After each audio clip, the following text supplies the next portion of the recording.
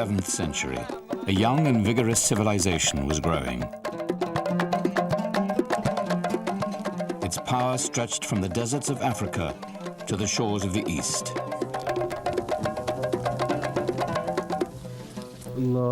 Islam. Allahu Akbar. Allahu Akbar. Allahu Akbar. Allahu Akbar. Allahu Akbar. Starting from its cradle in Arabia, Islam spread from India to Spain. Across 4,000 miles, Muslim travelers passed through a single world, united by mosques and the call to prayer.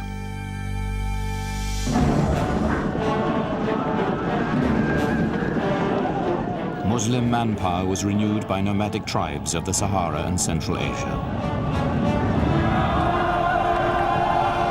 Their cavalry became the vanguard of holy war.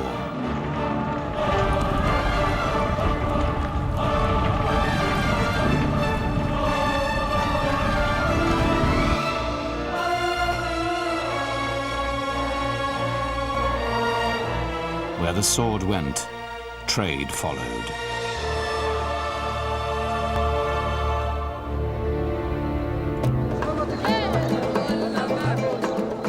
Islam taught that to barter is to be pious. A merchant told of his ambitions. I want to send Persian saffron to China, where I hear that it fetches a high price, and then ship Chinese porcelain to Greece, Greek brocade to India, Indian iron to Aleppo, Aleppo glass to the Yemen, and Yemeni striped material to Persia.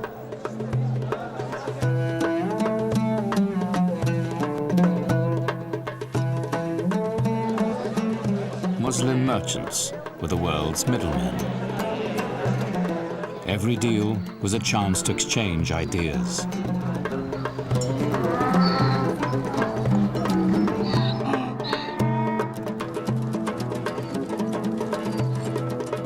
Muslims saw Islam as a garden in the desert. Its towns and cities were oases.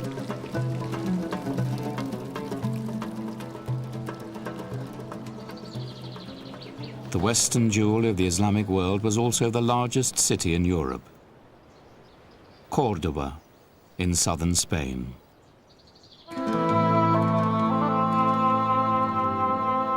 At the heart of the city was the Mezquita, the great mosque.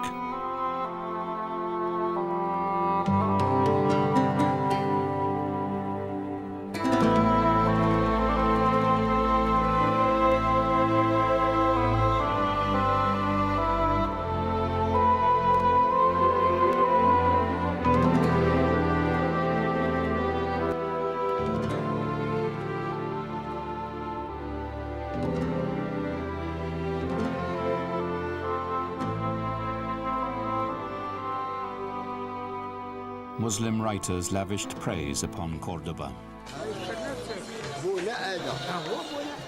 One counted 80,000 market stalls, 900 bathhouses, and over 1,000 mosques. Cordoba has no equal in North Africa, and hardly any in Egypt, Syria, or Mesopotamia, for the size of its population, the cleanliness of its streets, its mosques, and the number of its caravanserais.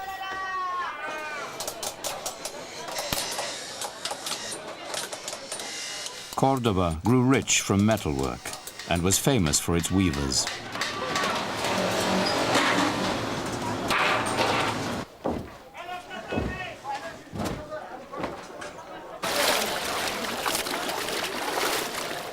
They make various textiles, the loveliest that can be imagined. They dye leathers from North Africa, excellent and costly. No specialist anywhere else in the world can equal them.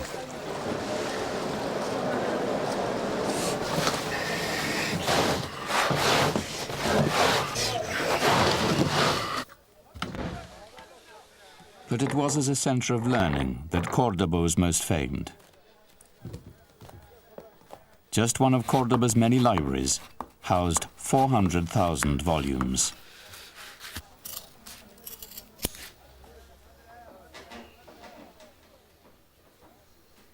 Here, in Islamic Spain, the legacy of knowledge from Greece and Rome was saved, copied, and cherished.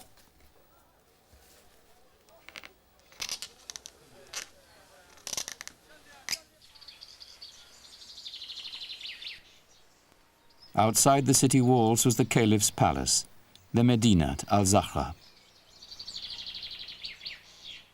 We know how it once looked.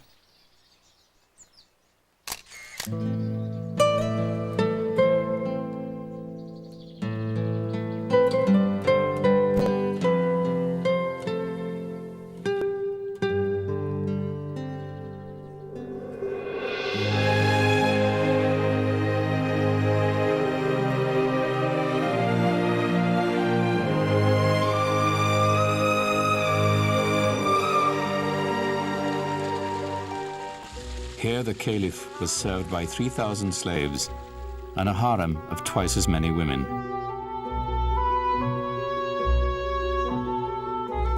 Al-Zahra's ponds were so big, we're told, it needed thousands of loaves of bread a day to feed the fish.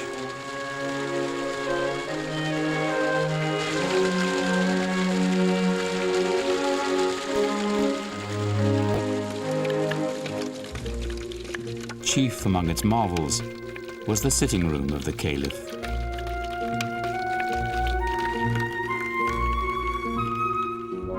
The roof was in gold tile and translucent blocks of alabaster. Whenever light entered this room and the Caliph wished to astonish his courtiers, he had only to make a sign, and Mercury in the center of the room would move. The room itself seemed to turn, frightening the assembly.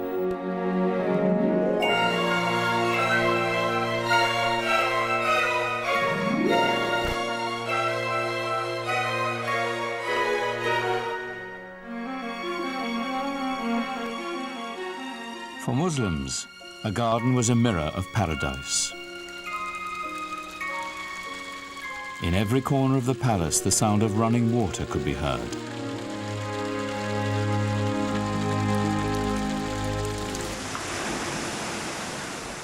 And water helped drive an agricultural revolution across the Islamic world.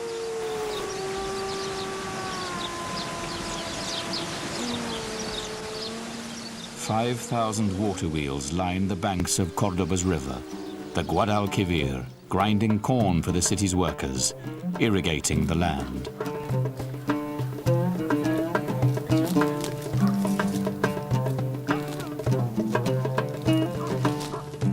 The fertile land nurtured warriors who would drive Islam's frontiers deeper into Africa, Europe, and beyond.